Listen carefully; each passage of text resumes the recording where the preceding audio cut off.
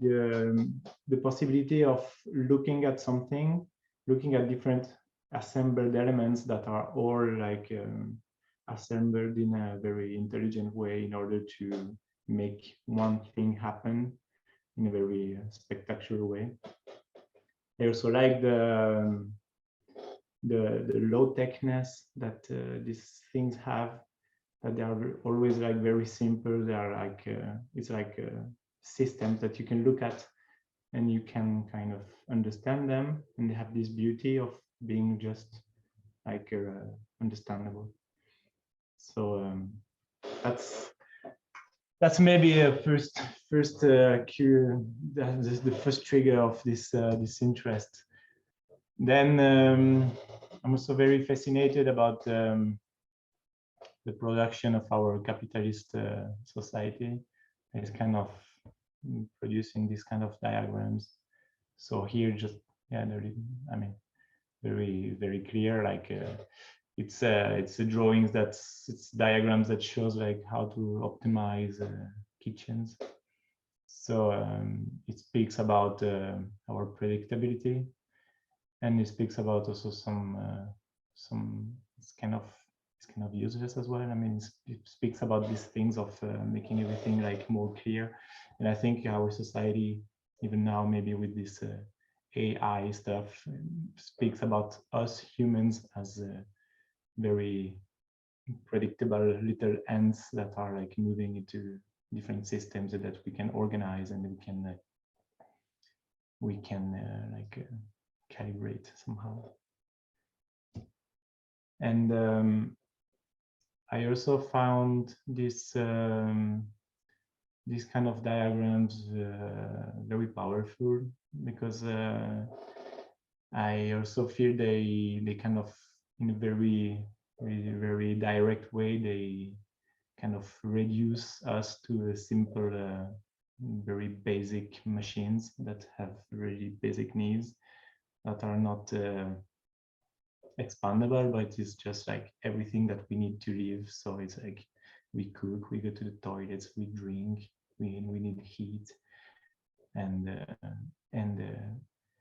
I think it's very, I mean, it's very strong because it speaks about us as again some kind of very empirical physical machines, but it also allows us to nowadays to kind of change these diagrams and kind of see.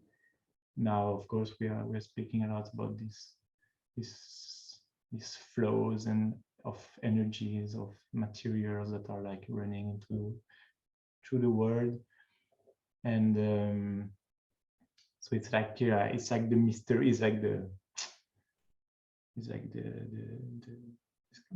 kind of diagram that we have to hack to kind of make our world work better somehow. So I think they're really nice. And then I also found this image that is from a book from the French philosopher Philippe Descola, when he's speaking about the way we can see things, and he's an anthropologist as well. So he's really like interested into different ways of livings, and these are drawings that have been done by a shaman from Yanomami tribe, which is in the middle of Amazonia, and it speaks about the way it's possible to see things as well, that people are not like organizing a society like we Occident are seeing looking at things, but in this system, in these drawings that we see, which is also very schematical, but in some ways he's like putting on the same plans like spirits, plants, trees, humans, animals, and is like all part of this system. I think it's also a really nice, inspiring image that kind of gives some very strong inspiration of how we could make things evolve or look at our work. So well, there are like different elements like that keep crossing my my my work somehow, and I keep relating them, and I keep really being curious about that. And I think I'm trying as well to make up systems, so organisms.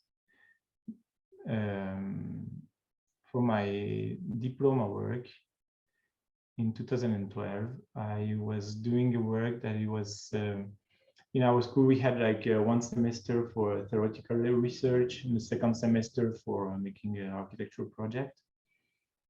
And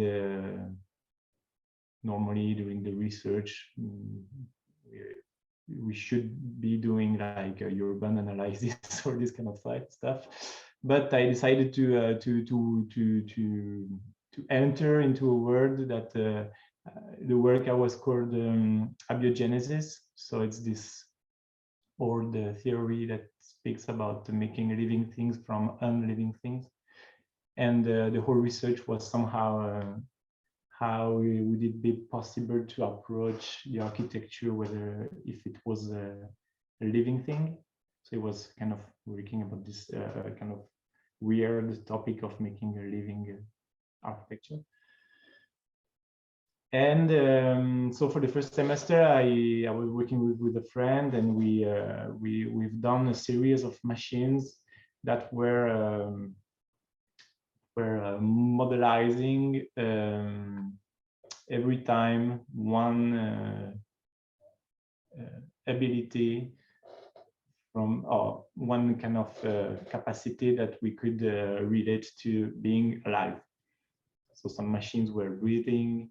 There were some machines where they were speaking of memory.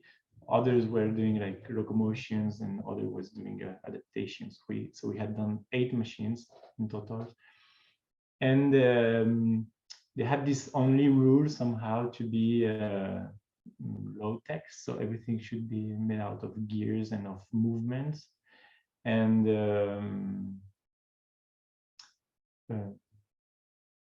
yeah, I mean, we were approaching these things like in a very spontaneous way, without so much planning, just like doing the resolution of our problem. So this was a breathing machine, for instance. Then there was a locomotion machine. So it was also a machine that was moving, that was working. Each of the machines was like based from a basic rotative like spinning element. So we could imagine like plugging it into a windmill or something like that. This was an adaptation machine. For instance, it was like spinning with the wind. And then here there was a little pipe with water in it.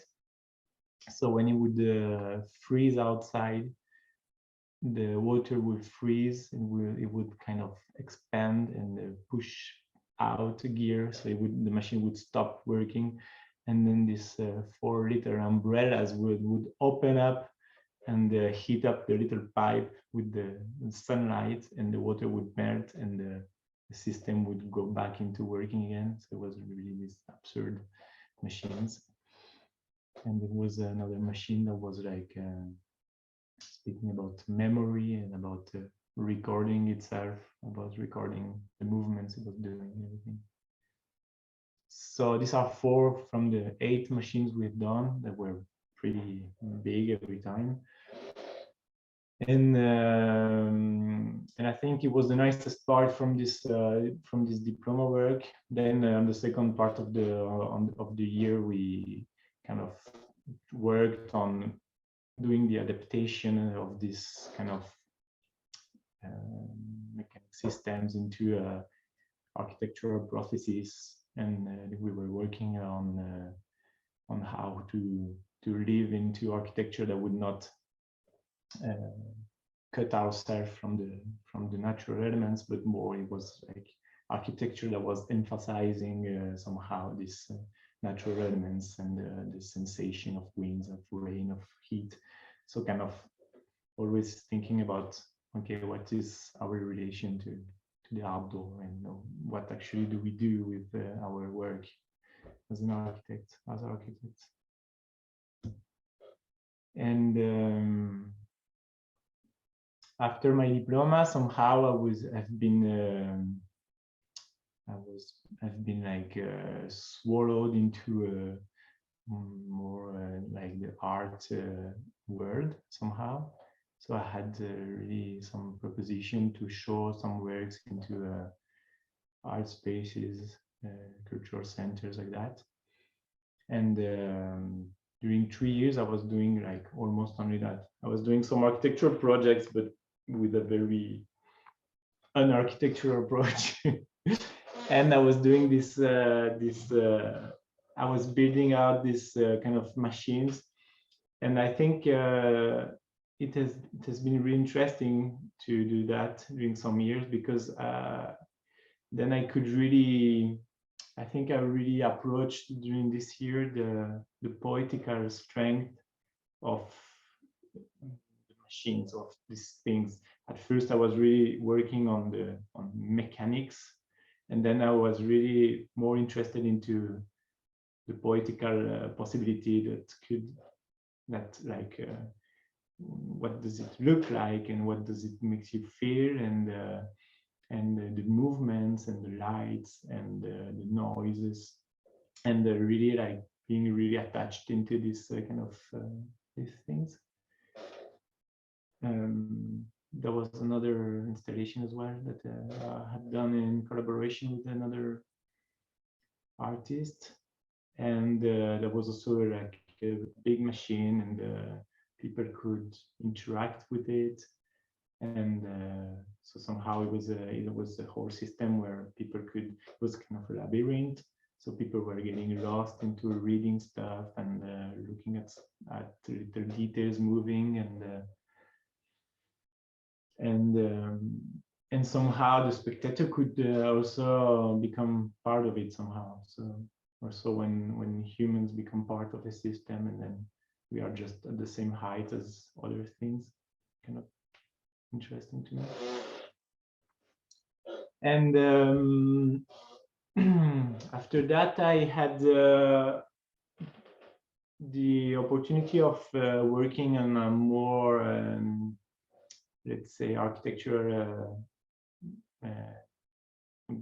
grounds, I want to say, and I've been invited for to like from an architecture foundation here in Geneva to propose an installation for an art fair in Geneva. And it was kind of a free assignment, like just do whatever you want. And I came up with that. So the idea was, it was interesting to me to kind of again, like always like stepping outside from architecture and trying to kind of become friend with architecture again, but with another kind of way of looking at things. So this was to me, it was a machine that had the function of relaxing somehow. It was a machine where people could, so there was a bathtub, and underneath there was a oven, like a stove that you could light a fire in it. And so the idea was just like it was some kind of outdoor jacuzzi, and I think it was approaching this idea of there's a topic that is interesting that I work as well with the students I have sometimes, is this exercise of kind of constructing a new imaginaries for our futures, or kind of working in some kind of science fiction, which is not coming from survivalism, but is more kind of a way of looking at things, and like to me, it's like the poetry of becoming more simple in life, like having a more simple stuff. That this is a kind of installation that is really no technologies, and it talks about contemplation, and it talks about just taking time and looking at things. So I really like this first possibility and this first result of this kind of getting closer to architecture again work. And I'm doing actually now some other things that are kind of working in that way, that again, the human is like a gear of a machine, and things are working without humans, or things can also work with humans, but we are not like doing architectures only for us, and it's like our own main goal. And well, then when I do this kind of work, I also play somehow to go back to these drawings I was looking at when I was a child, of these very complex drawings where everything has a reason to be. And so I guess like 2D drawings is also always a way to kind of look back. There's always like the drawing you do before you work, and then there is also the drawings you do after you work. And I think it's also a really a matter of how do you look at your work again. So I really like to redraw things even though the project is done, just to kind of go back to these things and trying to understand what I've done, and trying to see if it could be like could make other projects rise, stuff like that. And then I've been in 2001. It was still kind of COVID here, I think, and so I've been approached by this very nice festival. It's called PABLO, which happens in another city in Switzerland. It's called Fribourg. And it's a festival that is like basically happening every year in an old fortress, and it's about performance and performative art. So it's like concerts and performing things, and they are like really pushing into this experimental culture somehow. And well, they came to me and they were like, yeah, we got funds this year, and we would like to kind of we cannot do a normal festival this year because of the pandemic. We cannot gather 3,000 people into a castle. We would like to have a lighter device to kind of turn around in the cities, like go to in the villages and make like unfolding festival, that you could come up in a place, in a forest, in a football field, or in a hangar, and you could open up your truck, get out with everything, and start the party somehow. So it was also very. It's of course it's inspired by rave culture as well. So there was like some special elements that were these three kind of pieces of fortress, but they were kind of kind of linking to the old fortress. They do it usually, but this was like a tuning motocross fortress, and there were some technical elements, and there was like there was of course a flag, because everywhere we were going, we were like creating a new nation, so saying like we are here, and so this is very important, make flags all the time to define our place. And then there was a bus that was like that could open up and like play very loud music.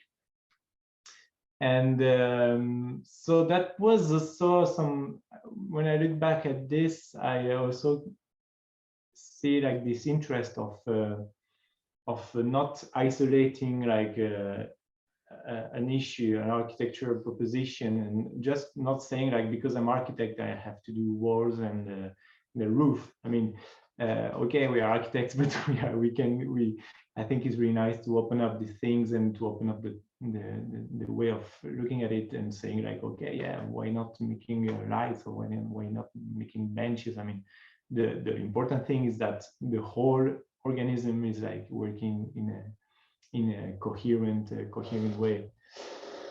So again, drawings that are speaking about that's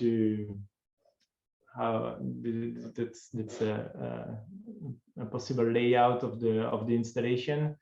And when I think back on the shamanic drawings, I think it's also nice to again look at a whole installation. It looks like a cell somehow. Everything has an organization like that, which is enjoyable, I think. And then I'm really happy to be here in the studio where we have a ceramic kiln. So I also really play a lot. Here are some tiles I'm trying to do, or I'm always also like getting my hand into materials and just also having fun on every scale. So that was like a way to make models for inflatable structures that came out like that at the end. So the result was also really nice. And so we had these 3 elements that were like inflatable, that were done by a company in Barcelona. And the very successful and beautiful thing is to me is like now these things keeps being like the backdrop of people living, doing same things, making culture. I mean, I'm really like defending culture with my both fists in the air. So I'm like always working on this on these directions, and it's really nice to see how every year they kind of come up with new ideas. Now, I mean, now they used it already during 2 years, and they already installed this this display somehow in different places, and I think it's super nice to see how it's going through the time as well. And it's also, yeah, I'm trying to, of course, there is also always, when you're an architect, you're always like the possibility of doing like your works that brings you money, but I'm also really like trying to create space a lot for works that are just really creative, and that gives you really good opportunities to think and to make to create thoughts. So I'm also really being careful of not enclosing myself into a practice that I would just get bored very quickly, and I'm really like giving a lot of space to these possibilities of making things that are not really architecture, but are like a little bit hybrid elements. And then I decided to talk to you about this project as well, because it's somehow a very complete way of approaching a project to me. So in 2017, I got a grant from the Swiss Embassy in Argentina to do a project of outdoor cine. So it's outdoor movie theater. How do you say in United States? Cinema or movie theater? How do you say that? Cinema. Cinema. No, we say movie theater. Come on. So in the middle of America, we say movie theater. Maybe in Princeton, okay. They say cinema. Okay. So let's say movie theater. So at first, I had proposed a project, and they decided to give me money for that, and and it's only when I got the money that I really started to think about what I should do. And so I was spending some time in Argentina this time because I decided to leave Switzerland and to just explore a little bit other places.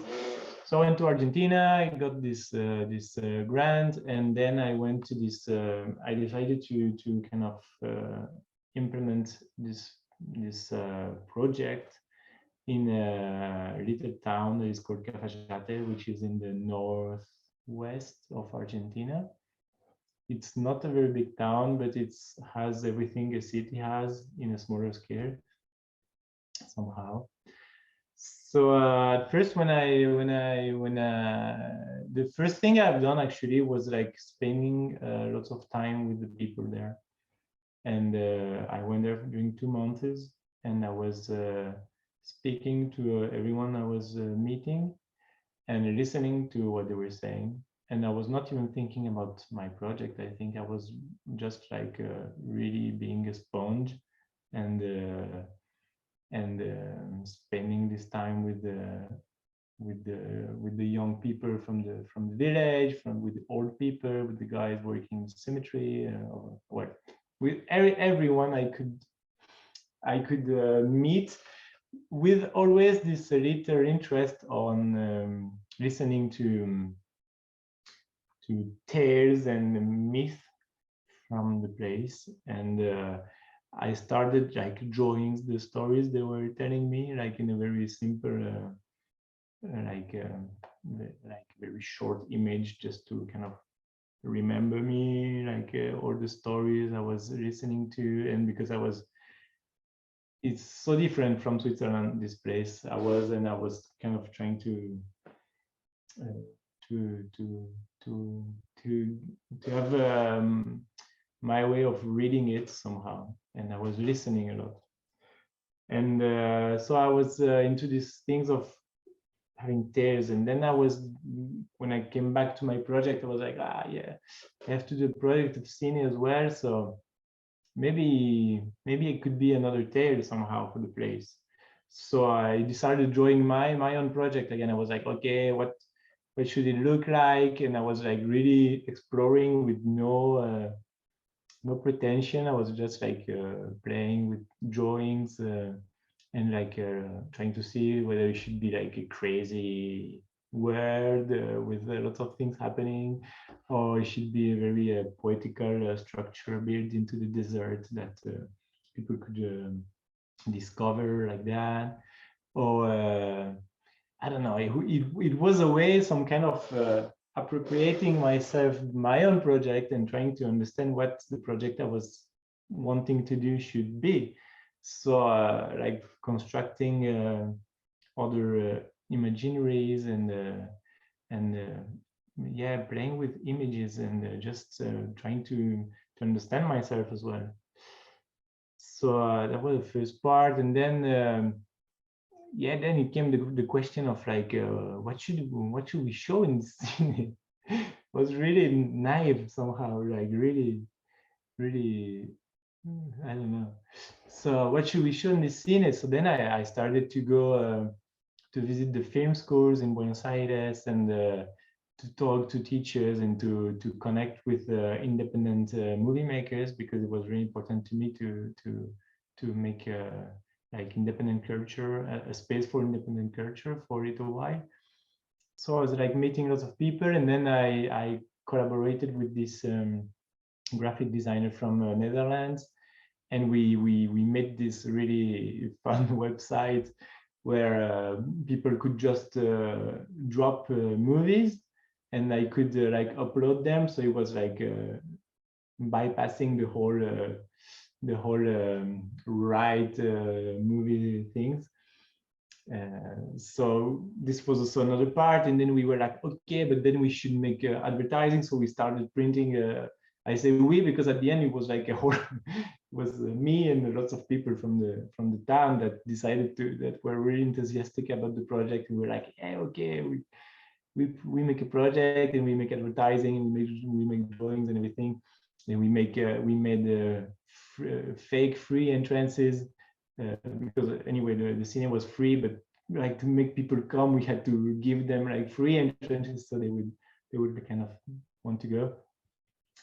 And then at the end, only at the end came up the architecture, let's say, like the construction somehow, which was at the end it was just a structure with a screen. It was nothing like nothing exceptional, but I think the whole way of looking at a project, but from everywhere, and like taking the opportunity of being creative and being poetical with everything that comes with an architectural project. I think it's really powerful and it's nice.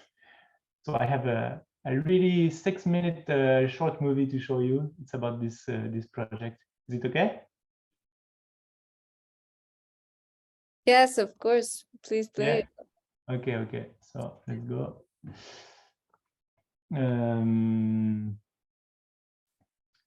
Where is it?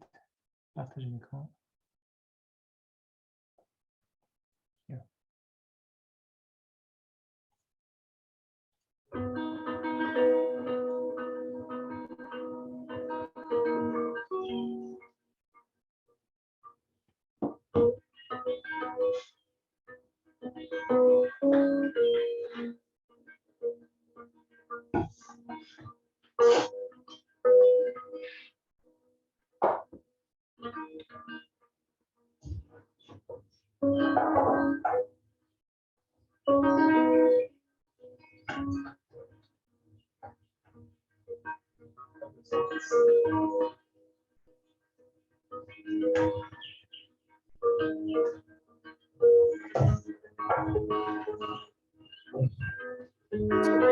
Sorry, it seems like the screen isn't changing frames, but I do hear the sound.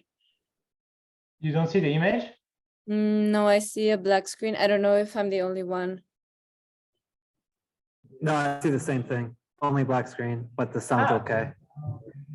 Now the image popped up. Let's try one more time. So let's go back to it.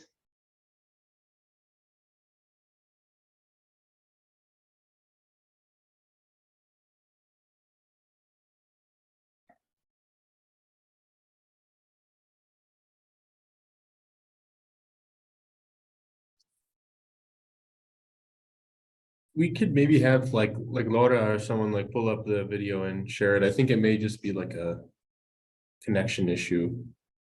Yeah, that's a good idea, Matt. Maybe I can try to find it quickly. And while I'm doing that, Giona, if you otherwise, are you finished with the presentation? Oh wait, he's not here.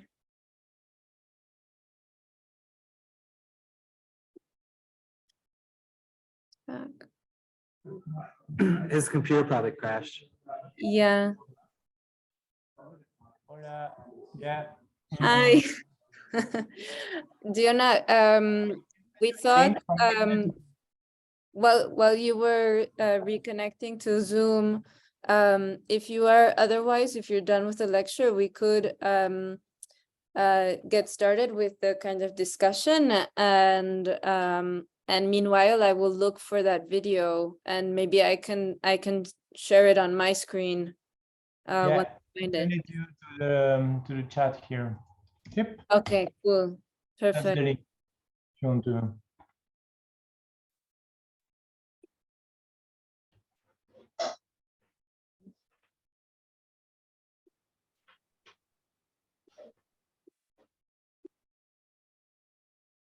Okay.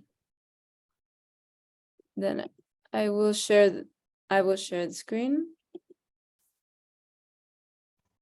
And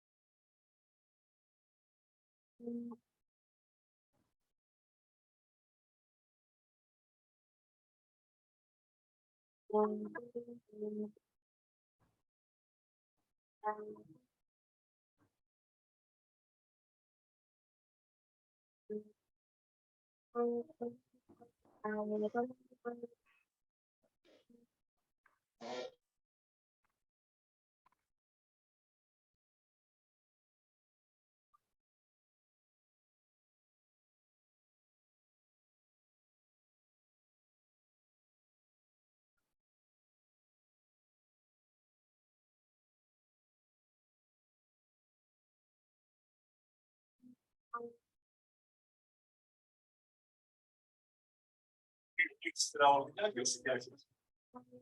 Gran apertura el 5 de mayo, horas 20, en la banda de abajo, pasaje 25 de mayo, entrada gratis. Atención. Bueno, están los chicos acá acompañándonos. Está con la presentación del extraordinario cine argentino, allí en la banda de abajo. Voy con el nombre, espero no equivocarme. Giona Bierens De Haan. Muy bien, perfecto. Que tiene un proyecto muy importante, ahora lo vamos a reflejar, pero para ir interiorizándonos, trata de la edificación, institución de un espacio para la cinematografía, puntualmente argentina.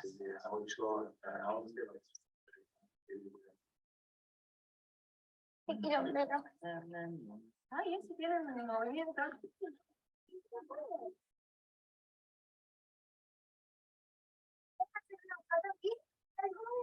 Que no sé si va a derecho. La primera puede salir más clarita porque todavía no. Ay, salió rústida. ¿Qué hacen? Cine Cine argentino, al aire libre. ¿Para qué? ¿En qué parte? Eso es para entrar.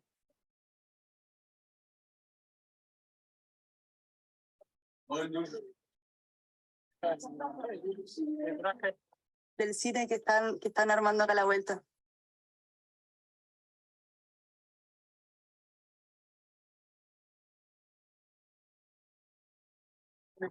También van a seguir, todos andan, se nota, tienen tipo un traje.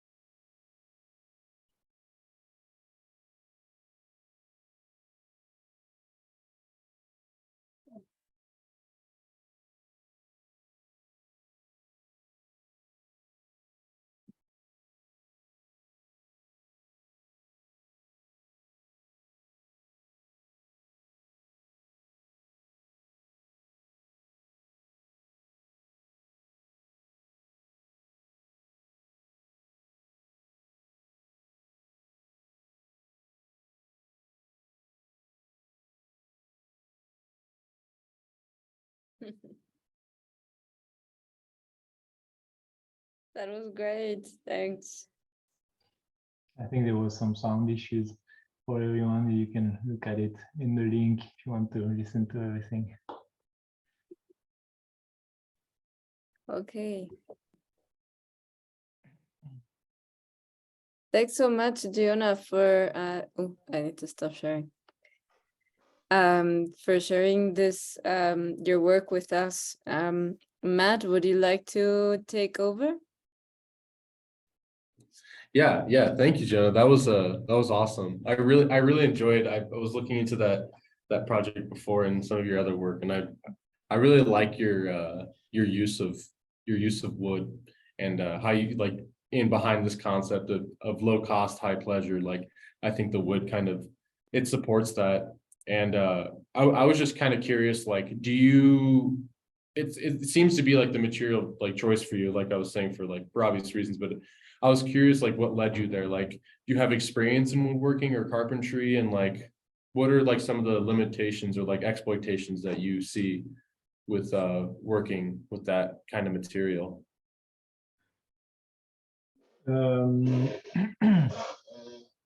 I guess at first it's like it was like the first materials you would think. I mean, here in Switzerland, the wood is it's usually cheaper than everything else, and it's also it also gives you the possibility of working with it like with really light with really light tools. Like the whole scene and stuff was like cut with the hand saw, like Chinese Japanese saw, and it just needed a screwdriver, and so it was really it really gives you the possibility of being spontaneous in the work that way. No, I don't have any formation in wood and carpentry and anything.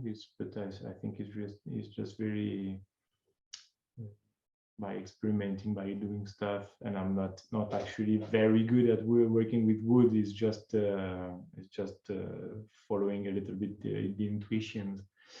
And no, I don't. I mean, lots of people approach me saying like, yeah, but you only do projects by wood. No, I don't think I only projects by wood, but it's many times a really good solution. Yeah, it seems like it has a lot of versatility, and like the barrier to like entry and like exploration is like really present in wood. So I think that's interesting as a material. But yeah, I would like to kind of guide the conversation if anybody else had any other questions. I'm seeing some new faces in here, like Zoham, if you had any questions or anything like that. I think I see some of Laura and Pablo Studio has joined us, so you can have any questions for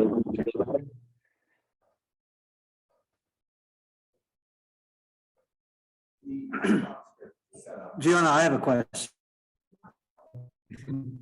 Spanish? Okay. How I was gonna ask, how did you ever have that moment when you're in Argentina, like, what am I doing with my life? And I'm all the way across the world building something, building the cinema.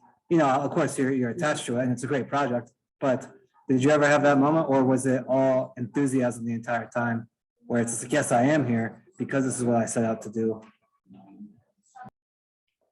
I don't understand the question. If I had another link than the project to being there, you say? Did you ever did you plan this project out in Argentina, or did it come up to you by chance with your portfolio? People saw your work and then you got the opportunity. No. In 2015, after teaching in Geneva, I left. I wanted to travel again, and I went to Buenos Aires, and I was doing an art. I decided to do an art residency to give some space to that. And it's by being there that I've seen this open. What do you say? This this application that you could send the project. But I was there already, but I didn't know so much of the place yet. But then after that, after the project, actually, this project actually changed my life, because I've met lots of people. I've met my wife doing that, and now I'm going back a lot as well to Argentina, doing all sorts of projects. So kind of brought lots of things together. I don't know if I answered the question. Yeah, totally, definitely. And yeah, I've noticed in my life, in order to chase certain opportunities, you just have to move, unfortunately, and have to go and, you know, sometimes get out of, you know, your hometown, wherever you're living. Yeah, I guess it's I force myself as well to put yourself into these kind of situations, because you learn so much. I mean, you're like, of course, it's always a possibility of staying where you are and following the works that come to you, but I think it was also this this curiosity of being somewhere else. Cool. Cole, seems like you got a question. Yeah, thank you. First, I just want to say thanks for the presentation. And in my studio project right now, I'm actually kind of working with a lot of wood grids and kind of scaffolding structures. And so I was kind of wondering how that design decision kind of came into fruition for that last project, and how you kind of landed on that wood scaffolding, if that's kind of more playing into kind of the grassroots, that kind of authentic experience that you can create in a low-tech way, and kind of how that came to be, because that's kind of one of our next steps, is adding in program to our already developed prototypical structure. So I was kind of hoping to maybe get some inspiration on adding in some program from that project. I think I'm always really interested about how construction, how a building shows itself to the world, and what's like how it relates to the subconscious or the conscious imaginary that everyone has. And this project was really like, I was really looking at this old school movie theaters that were always like construction very, they always had this design very expressive, with these towers and these kind of entrances that were marking itself like that. So and then the construction came out like as a skeleton somehow of this disappeared typology that was also actually existing a little bit in Argentina. I mean, a lot in Argentina was a lot this old independent culture things, and then where the whole movie has been industrialized, and it's been much more like related to Hollywood and like North American cultures, and this kind of constructions that were also some kind of churches have disappeared slowly.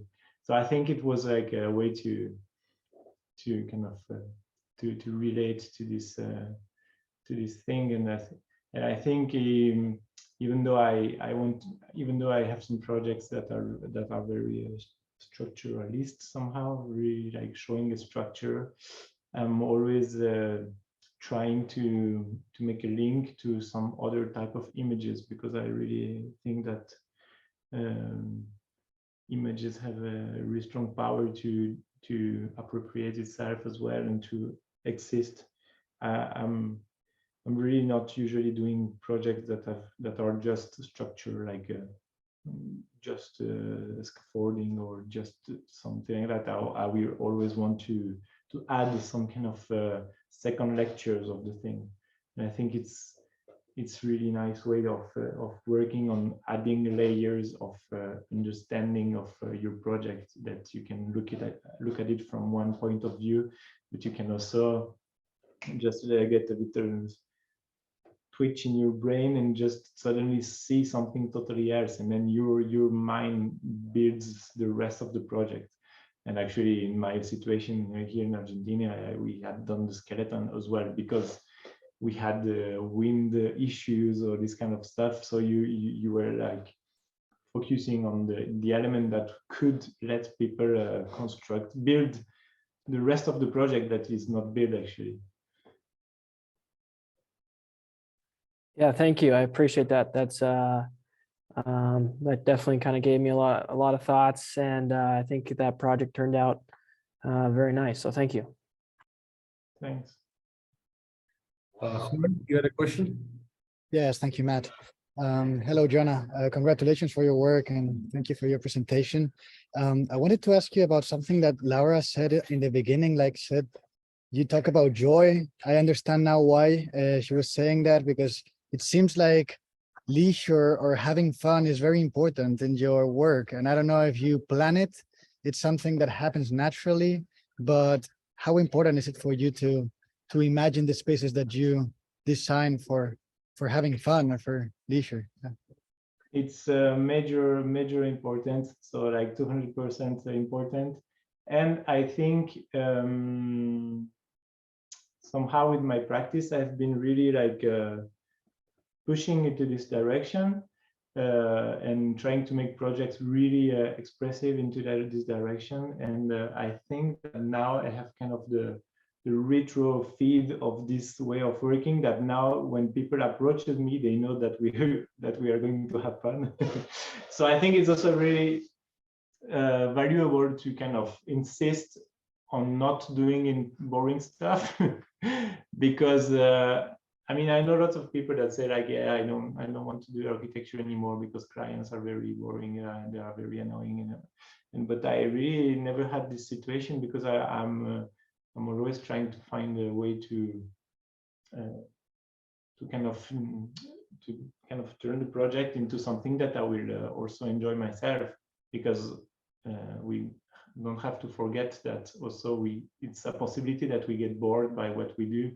So it's very central to just think every day about what I am doing, what I do, and hopefully the answer is because of love and because of you make people happy somehow. I mean, I think to me is like the best retribution ever is not followers in Instagram. It's not. It's really like seeing the people with who I work that are happy, and actually but it's something that you I think you do it through design, of course, but it's also you do it through human relations, and you do it through how do you speak about money, or I mean, it's not you never isolate the problems, I think, and I think it's really nice to focus on the whole philosophy somehow. I don't say that I'm never stressed or that I'm never sad, but it's really like actually now I'm going back into artistic formations as well, because I want to find the enough inputs and enough energy to also kind of get back to this architectural projects that I could have sometimes. And I hope I will always have the possibility of saying no as well to shitty projects and to bad investors and to bad people. I mean, to people that want to make money or stuff like that. I mean, I hope I will always have this possibility of kind of choosing somehow. It's not everyone that has it. Yeah, it's fascinating. I think it also makes your design longer. But we were seeing the popcorn machine in the cinema, and it looked like part of your design, and it looked like one of these machines that you were designing when you were younger, and then people enjoying the movie was actually like part of your design already. So it's really inspiring and fascinating, that point of view. Thank you for your answer. Thanks. Zoham, did you have a question? Hi there, and thank you for speaking to us again. I suppose I wanted to ask you kind of about the topic of the talk. The Montana State students will be familiar. We kind of start out our first year with this sort of abstract systems thinking, analyzing like a lot of natural forces. So in your work, transitioning from sort of those mechanical analyses of systems, how do you begin to translate some of those more abstract systems into your architectural work? Can I ask you to say again, because I'm not very good with English. So how do I do what? Sorry. I suppose, like, how do you continue to translate sort of more abstract ideas of systems into a more like rigid architectural work? How do I turn abstract systems into architectural work, you say?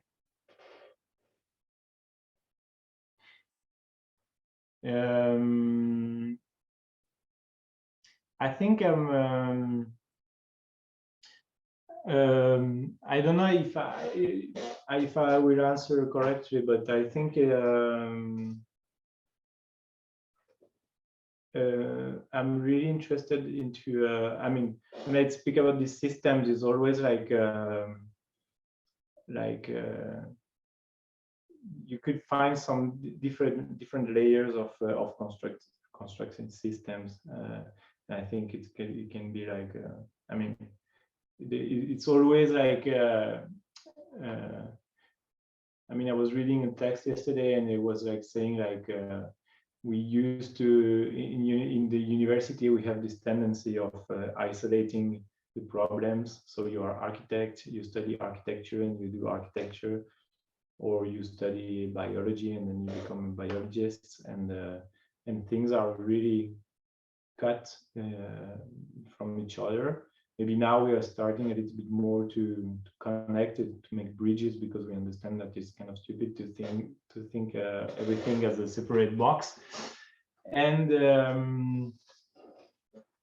I think that thinking that way, when then I approach a question, I'm really think it's the curiosity of not having so much words into my practice. So now I'm like, for instance, now I'm working a lot with my hands doing ceramics because I want to make a project, but I kind of searching doing that, and I'm kind of going to really different places to search. And I think every time this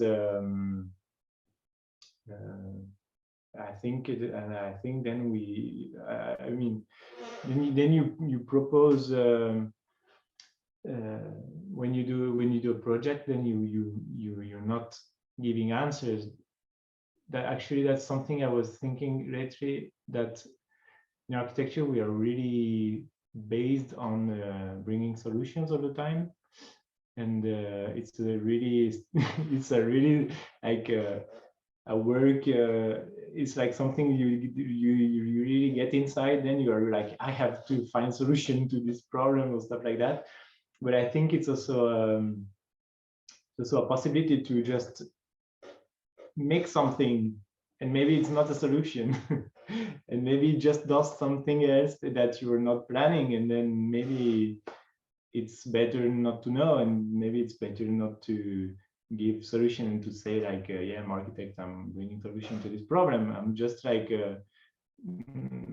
bringing an idea which is based on things that you feel inside, and then yeah, I don't know if I even answered the 1% of your question, but Thank you.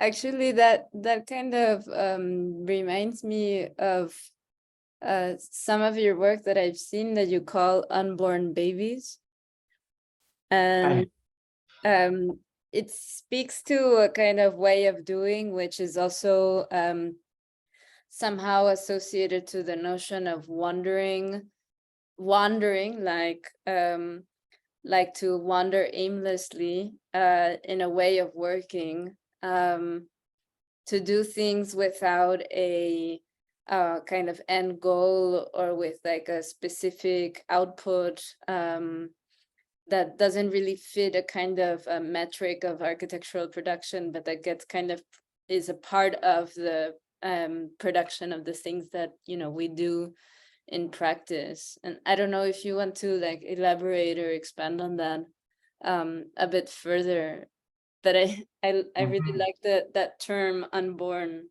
baby. Yeah, but actually, if I show you, let's see if it works. Wait, here, no, yeah.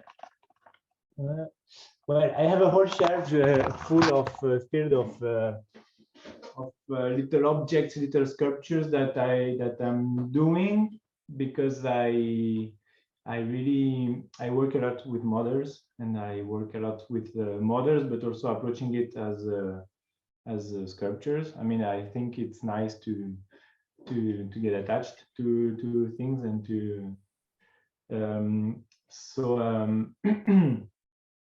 and I realized that when I start a project, I'm not really the type of guy saying like, this is the solution, you have to do that. So I'm really like searching, and when I get tired of my brain, I'm searching with my hands. So I'm doing things like without knowing where it goes, and actually it creates. At the end, it creates a whole panoply of little objects that are that become some kind of part of a collection of things, and that are kind of poetical images that can work in a that could work in a context, or that also just gives alimentation to my imaginary visual world, I think. So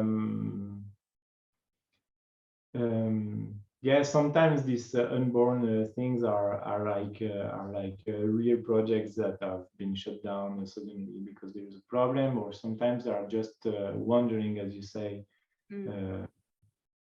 But I don't like either to. I mean, there's also this myth of the architect, but usually more like big offices that do projects and they recycle projects. I don't really like this idea. I mean, I'm really not, how do you say, efficient in the way I work. So I'm working a lot, I'm doing a lot of things, but I never want to recycle. I always want to bring a new idea. I always want to kind of get a new opportunity of finding a new language, of a new thing. I never made something and then I was like, yeah, I could use it for another project. But then it makes some kind of it makes my surrounding, my physical surrounding, and it makes also kind of my visual surrounding like really active somehow. So that's a really important thing. And then also here I'm in a studio, like I'm in the building where there are like 80 artists studios, so it's like also I believe a lot into contaminations. In contamination of people and contamination of objects. So that's maybe also why it's important to me to make things and to let them a little bit around, because I feel like by osmosis they kind of give you a feedback sometimes. Yeah, I know what you mean perfectly by osmosis. They like, speak to you somehow. It's surrounded by the things that you make. Matt, I hope I'm not like interrupting too much your your series of questions that you have prepared, but I guess I am very aware that it's late over there where you are, Giona. So we should let you go soon, so that you're not like late into the night talking to us.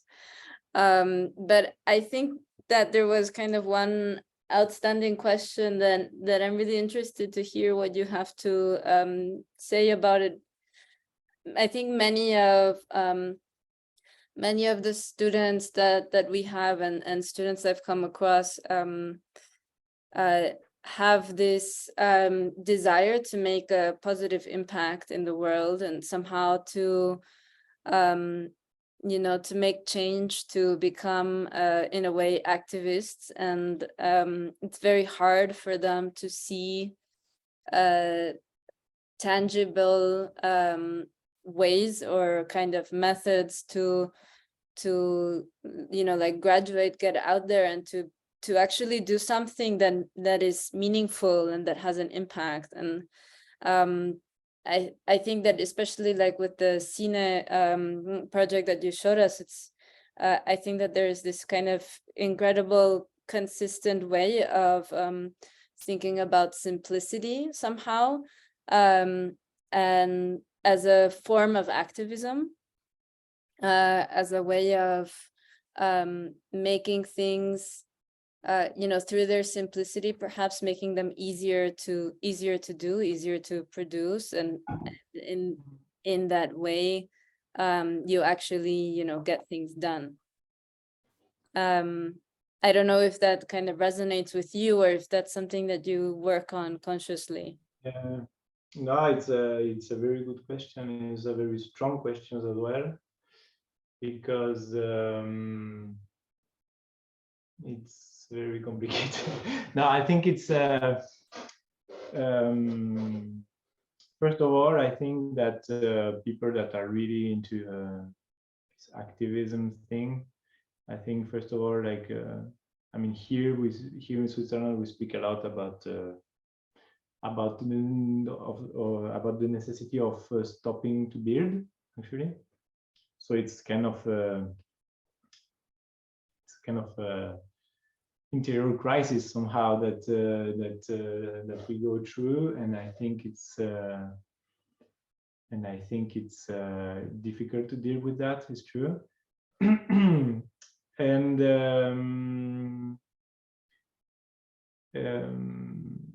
I think to me now, I'm like I mean, I'm trying not to enclose myself too much into architecture, as I said, because I also know that somehow architecture is part of the problem as well. So I mean, it's not always like it's usually not bringing good solutions. I mean, it's like usually not solving problems so much. But now I'm like interested about this this topic. I said somewhere before, but I'm interested about the way the possibility we have to impact people, because somehow when you do a project, I mean, when you do a project in an art gallery, maybe it's seen by 20 people, but when you do, or by 100 people, but when you do an architectural project, you have the possibility to put it out in the street and somehow to bring also a discourse or a dialogue with this. And I'm interested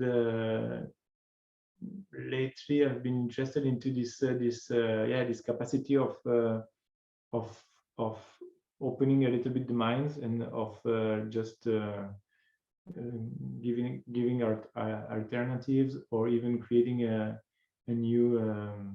I mean, I really don't have the pretension of solving anything, but I'm interested into this exercise of creating a new narrative for our future somehow, because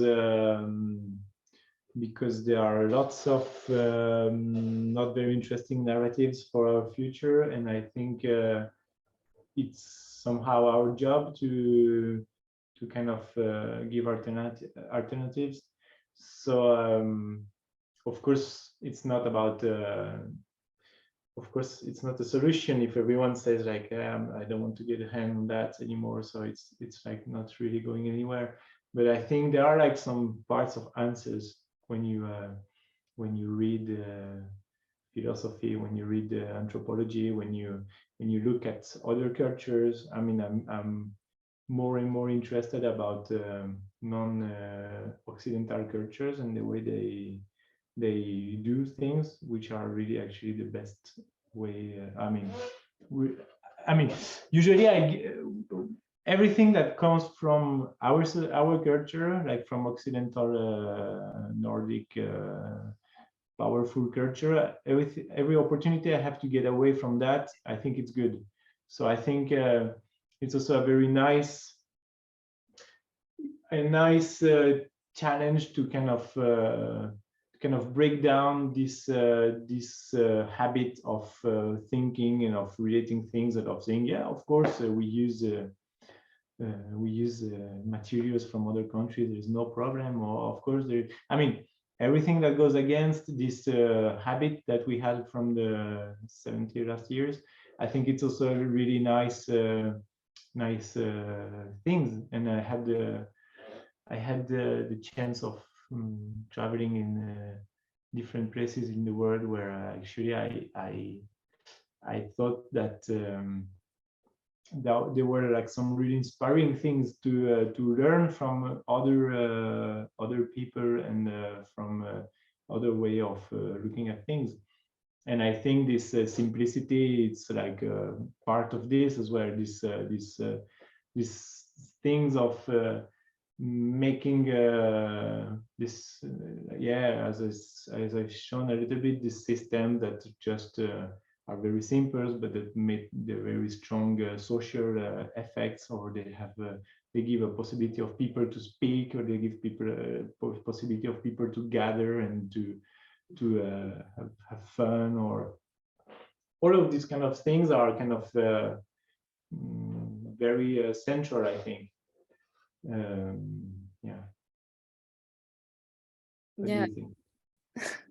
No, I agree. I think, yeah, it's super interesting, and something fascinating that you are thinking about these things, because we tend to produce maybe subconsciously, or not take the time to kind of consider or reflect on kind of the impact or the status of what we do. We just kind of produce, so I think it's really important to have a clear idea about this. But anyway, with that, does anybody else have a question that they would like to participate? Okay. I'm not so tired. I could answer one more question if you want. No. Yeah, I mean, I have another question, but I mean, if it's getting, I know it's almost 1 a.m. there. If Okay. you're up for it. But speak slowly. Okay.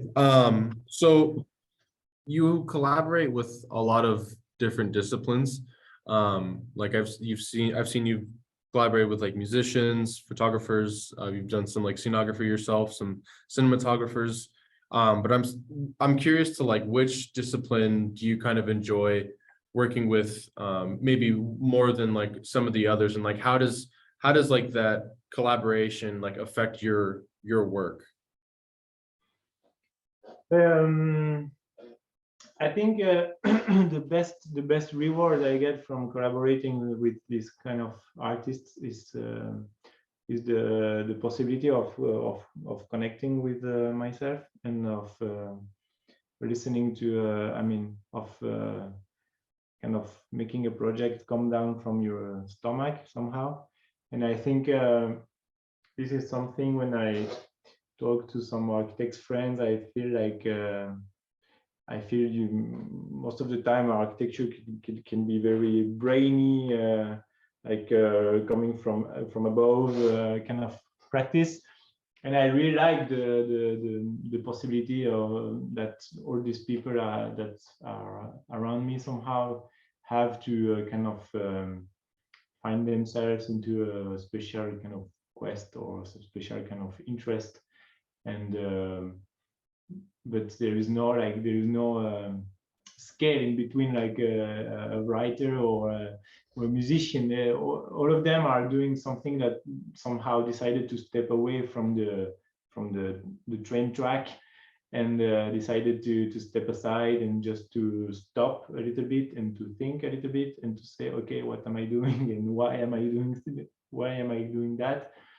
And it's even to just speak with these people, to me, is really nice, because you feel like you're speaking with humans, you're not speaking with the machines again. I mean, I think this is something I really enjoy. Yeah. And then there is always like all these people who are now who are working on a very specific thing also are very like they bring you lots of inputs as well, because they know a lot about this I don't know, it would be acoustic or whatever. There's also always, it's always very rich and very I think I have this personal thing that I always want to learn more. I always feel myself like an ignorant, and I want to know more. So I think it's always a good possibility of sponging one more time, like absorbing things.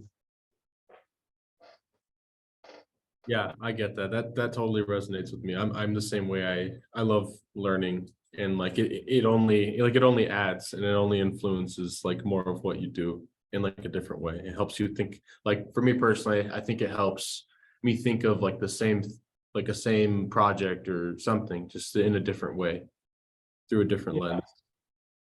And then I think it's really I think something I think to me is also very central to doubt, to not know, like and I think when I was a student, I was really like kind of getting away from this thing, trying to be sure about things, but I think it's really important to not know, and to not being sure, and being able to kind of fall down and to try something else. And I think it's sometimes architecture studies are really like based on success somehow, and of things that have to be working very well. But I think I mean, I would allow a lot this thing of just making mistakes and trying out some new things.